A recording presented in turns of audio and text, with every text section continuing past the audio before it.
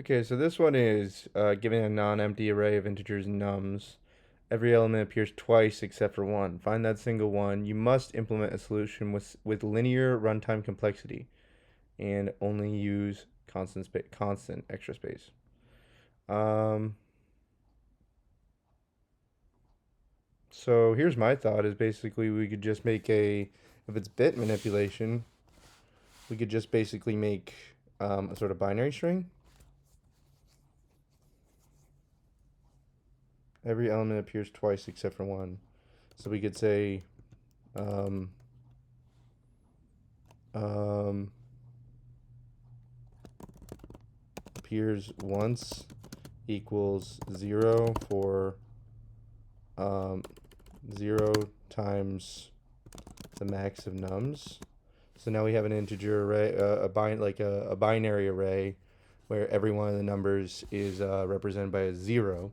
And then what we'll do is we'll just go through it, and if we see for every number we see, we just access that index in the array, and we'll say, hey, is that a one? Like, has that only appeared once?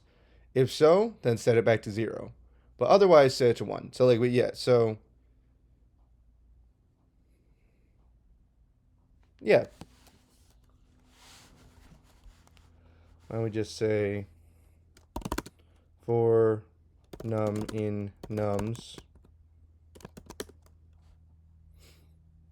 we'll say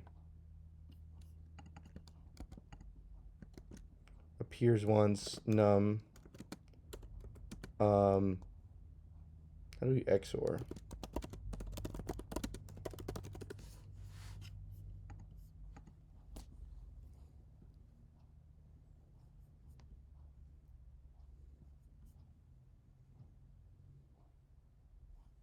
We need to do the bitwise. Yeah, XOR 1. Can we do XOR equals? And then um, we could say return appears once index of 1.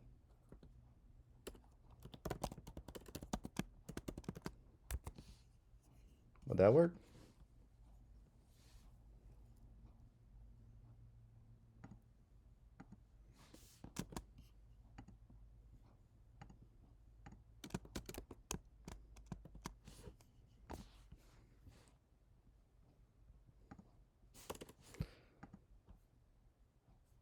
Yeah.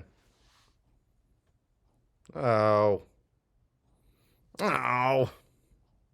Oh, it can include negatives.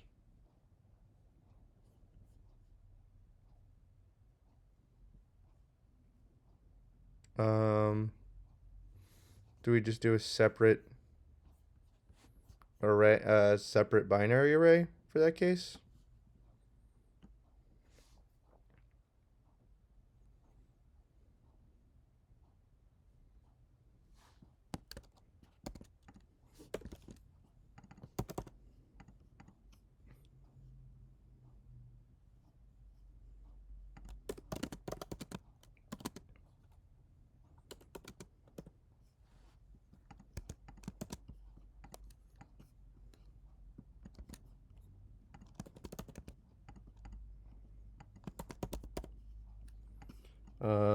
We'll just do two arrays, one for positive, one for negative.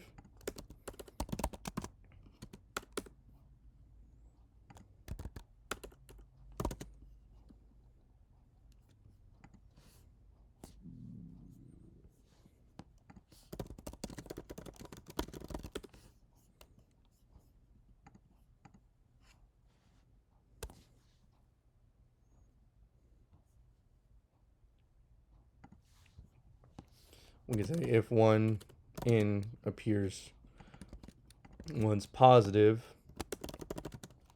return appears once positive, index 1. Otherwise, return it for the negative 1.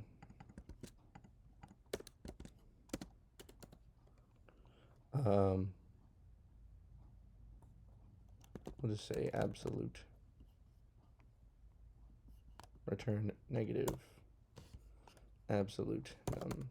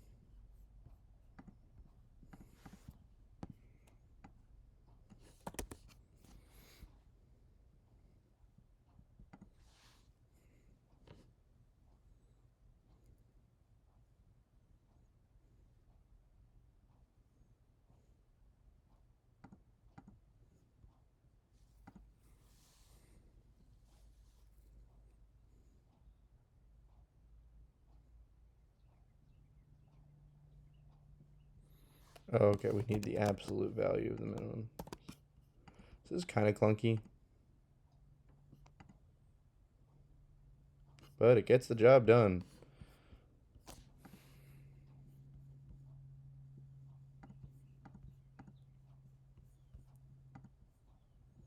I don't know if that's constant extra space. Yeah, so we just did two arrays of zeros, one to represent positive integers and one to represent negatives, and then the index itself is the integer. So then when we go through it, we just say, okay, we'll set that one XOR it with 1. So if it appears twice, it'll be set back to 0. If it appears once, it'll be set to 1. So then you just check which of the two arrays has the 1, and you get the index of it. And all of those require just linear time.